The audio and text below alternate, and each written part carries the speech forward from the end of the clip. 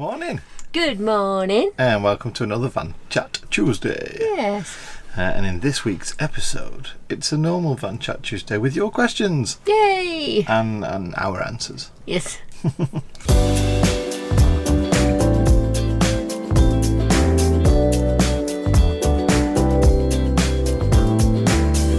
First question, we do get one like this or similar to this quite often, and that is people want to know if we still enjoy travelling even though now we're full time. And for me, yeah, I mean, we're still travelling, so it's not like a break where you go for 2 weeks and then go back to a house and then you got your regular job and everything like that, which is more holiday. And we just obviously, I want to say it's permanent holiday. Yeah. But it kind of is, really. And it is one of those things where, you know, you wake up in the morning and you think to yourself, right, what am I doing today? Are we staying where we are? Yeah. Have we got somewhere to go? Have we got people to see? And it literally just is one of those things where every day is different. It's not that waking up and going, oh, I've got to go to work, or I've got to do this, that and the other. And nothing that you would think would be annoying is annoying. No. You know, you have to worry about water and full toilets and those things like sort that. of things. We don't kind of plan anything as such. There are sometimes plans like, oh, you know, now we want to go to Wales for a week or two, or we've got some friends to see, or family have got a holiday and they're having a break or something for a birthday.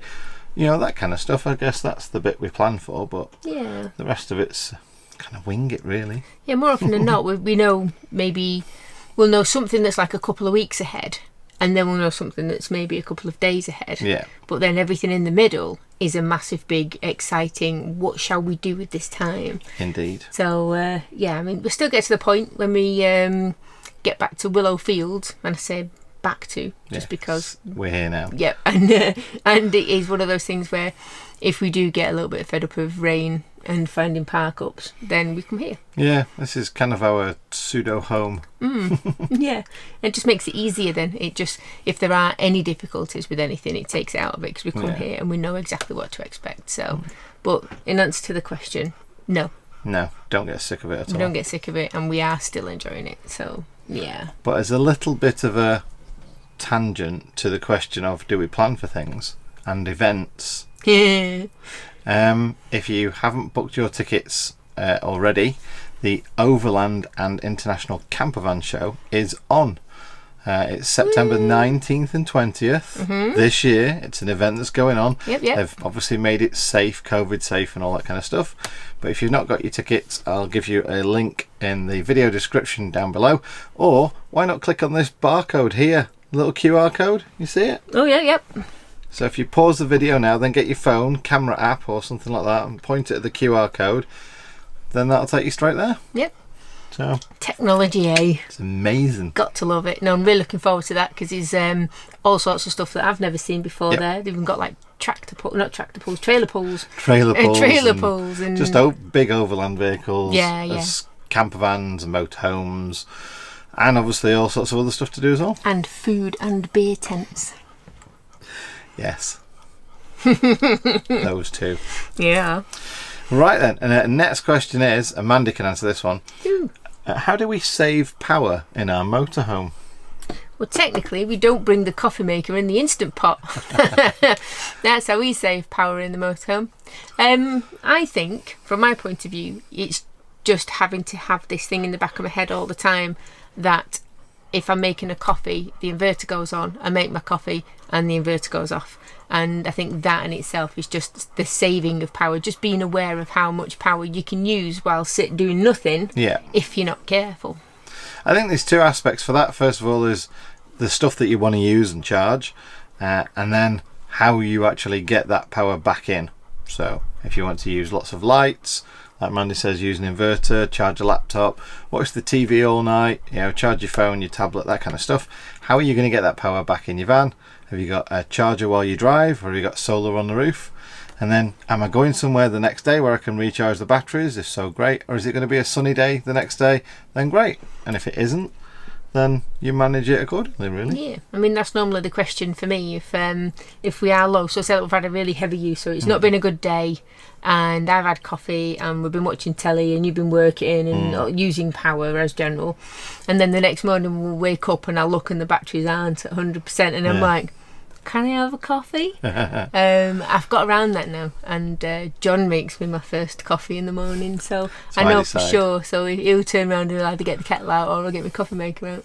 Bless him. But then if we're driving somewhere, then it's normally a done deal. It's just like, of course you can, because we'll have that power back in there in no time at all. So I mean, there's other things we do. We have little USB fairy lights. USB is 5 volts, so USB fairy lights use no power.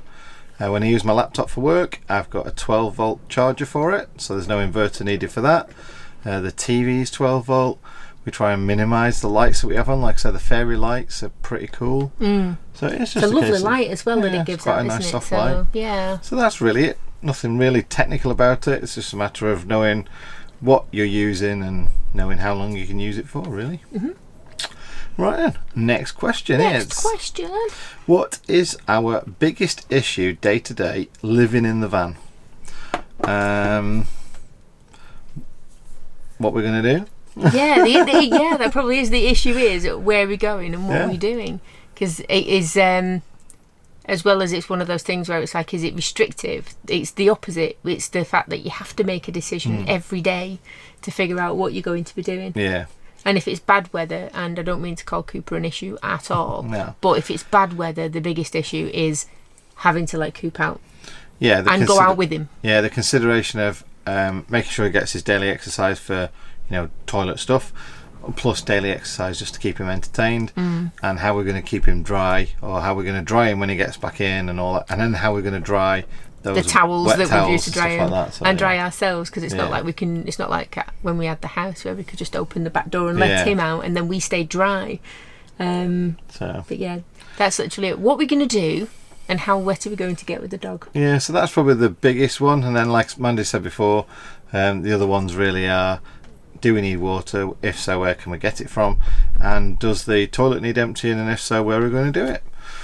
Food and stuff like that we just get when we go shopping, same as you live in a house. Yep. And diesel. Most of the time we've got more than enough food than we could need, even if it might not be what we want to eat. Diesel, you go to sort of like a full cup, fill up.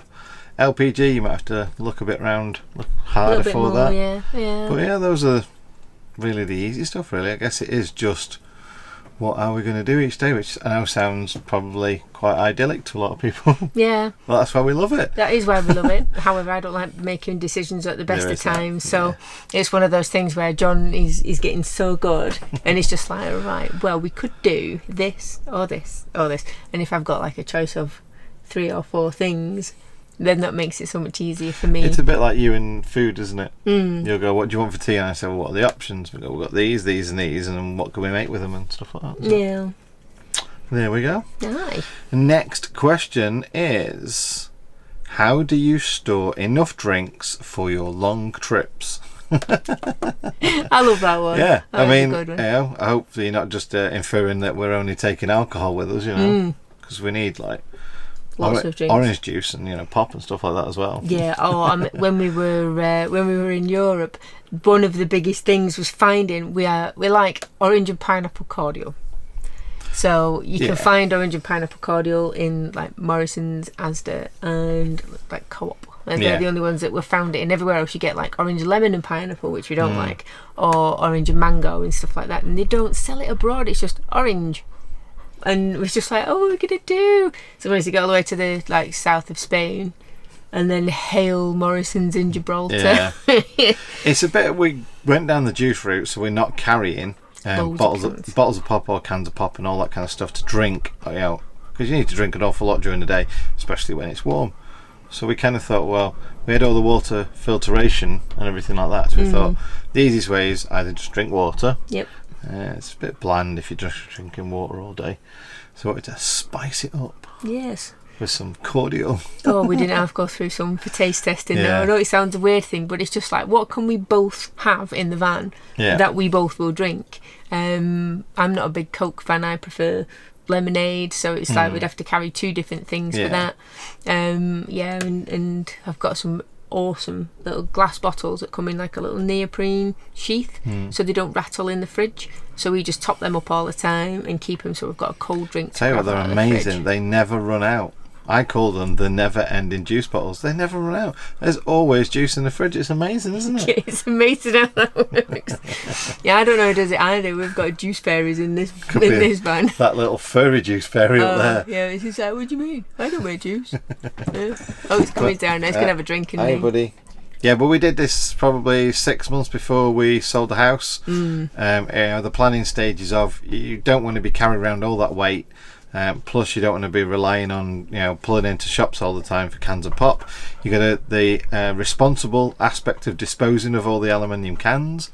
So we just thought it'd be much easier if we found another solution, and that was why we went through the tests of which flavours we like so much, and that's what we did it for, really. Yeah, but it was good. Unless we run out.